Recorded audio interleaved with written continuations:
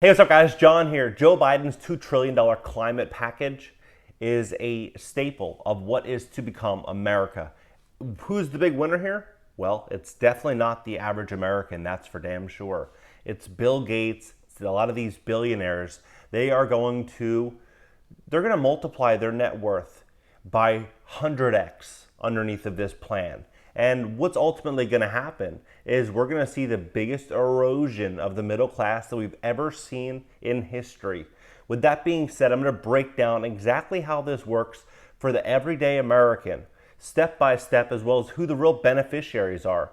With that being said, please smash that like button. It does so much for this channel, but most importantly, it does a lot for this video. It'll push this video out to a bunch of new potential viewers who can then see what's really going on. So please smash that like button. Let's begin. I love following the money and seeing who the real beneficiaries are of these big packages. They're really pushing this change for a reason.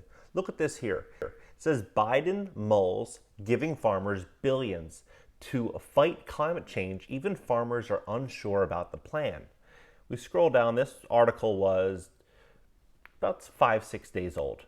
Then we go over here, and this is Des Moines Register. St. Louis startup says it developed eco-friendly cash cover crop to add corn-soybean rotation. Well, cover cress is attracting investments from agriculture industry heavy hitters, including Bunge and Bayer. Well, who's Bunge?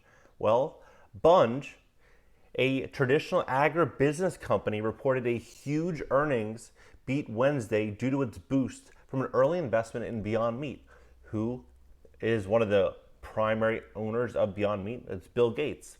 Then we go over here, and it says Bunge and Bayer. Well, who's Bayer?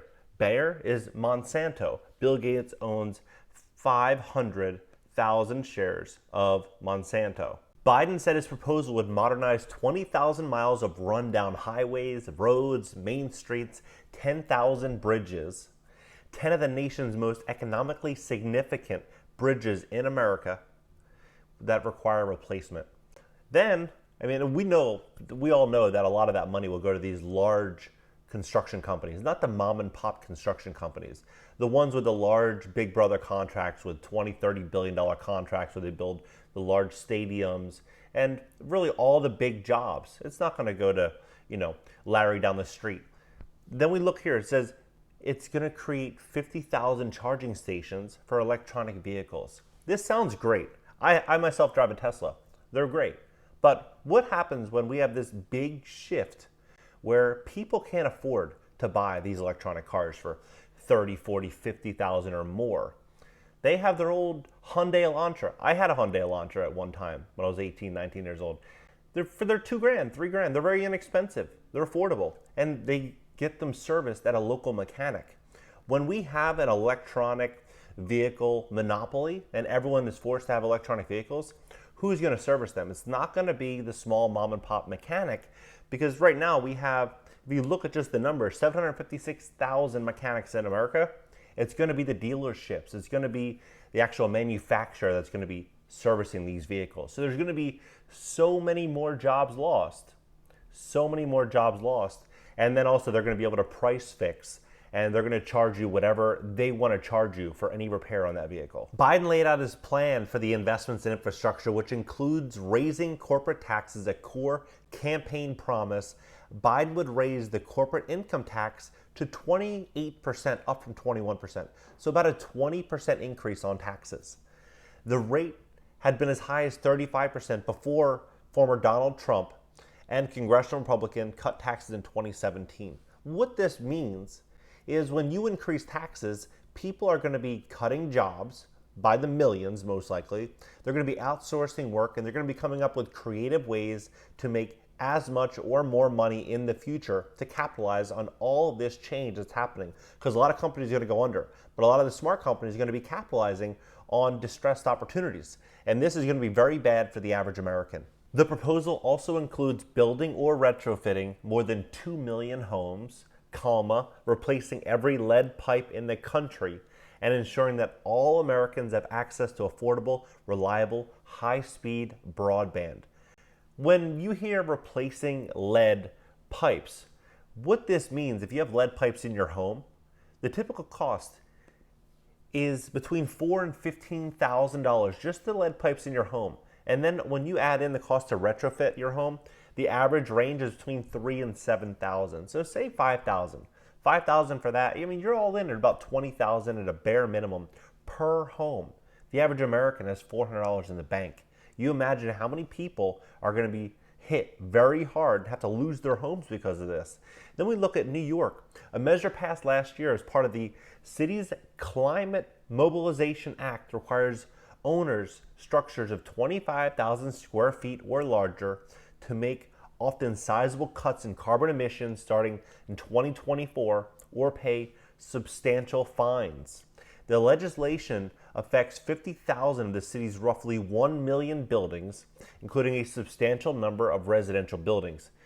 There is a laser focus now on reducing carbon emissions from the built environment in New York unlike ever before, said John Manduck, the chief executive of Urban Green Council, a nonprofit advocacy group. The council estimates that the cost of bringing all the buildings in New York into compliance with the new law will be about $20 billion, creating a huge market opportunity for contractors and trade union, potentially 141,000 jobs, and fostering the development of new technologies and business models for building upgrades. Well, it's great for the contractors. It's pretty bad for any of the property owners. Then affordable housing providers are exempt from the emissions until 2035. So affordable housing, they're exempt. Everybody else is going to suffer. The reason being is because affordable housing, they want to sit on the sidelines and wait for the exodus of foreclosures. When all these foreclosures start just smashing all over the market, then affordable housing is going to go up there and assume those properties. That's ultimately what's going to happen. And they're going to likely have their properties retrofitted to a standard that may or may not be what everyone else is going to be doing. I have no idea. It could or could not be. But I'll bet you that they have a lot of tax incentives, they have a lot of breaks, and they're not going to be under the financial duress that nearly everybody else is going to be under this new proposal. Biden plans to pay for his proposal by raising corporate taxes and eliminating tax breaks for fossil fuels, which was one of his core campaign promises.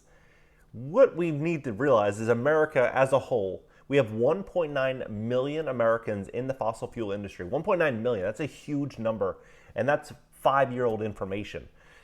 81% of the entire country gets energy from oil, coal, and natural gas. In just Texas alone, we have 321,455 Texans that depend on this industry for survival. You imagine the amount of jobs that are going to be lost, people losing everything. And this is going to slowly start rolling out year after year over the next 8 years here. And Biden wants to spend $100 billion to upgrade and build new schools. Look at the schools today. I mean, can you imagine? I have a 14-month-old child and another child on the way, but I could never imagine what the byproduct of this type of education would be over 5, 10, 15 years to their personality. I mean, you really look at this. Could you imagine this? Everyone is trapped in their own little cubicle. Everyone is divided. When you are an entrepreneur, one of the main things that defines a really smart entrepreneur and one that maybe fails is street smarts, awareness, human interaction, being able to read what the other person is likely going to do, what they're likely going to say. It's hard to do that in this type of environment. This here, what this is going to raise is John D. Rockefeller's famous quote says, "I want a nation of workers, not a nation of thinkers." This system, this structure, is a nation of workers. So this is what the mainstream media is saying. This is what CNN themselves said is what they want to propose to us. This is what the New York Times says is going to be the byproduct.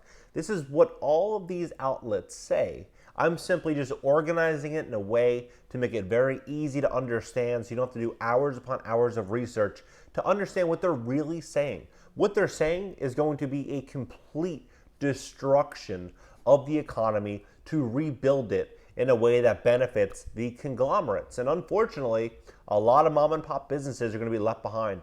A lot of homeowners, a lot of investors, they're all going to be left behind. And who's going to be left to pick up the pieces?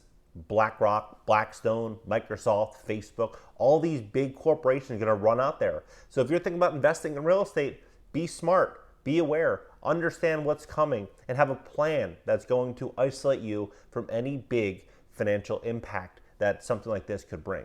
So with that being said, please smash that like button, drop your comments below, consider subscribing for more content on personal finance, real estate, business, and money, and I'll see you guys in the next video.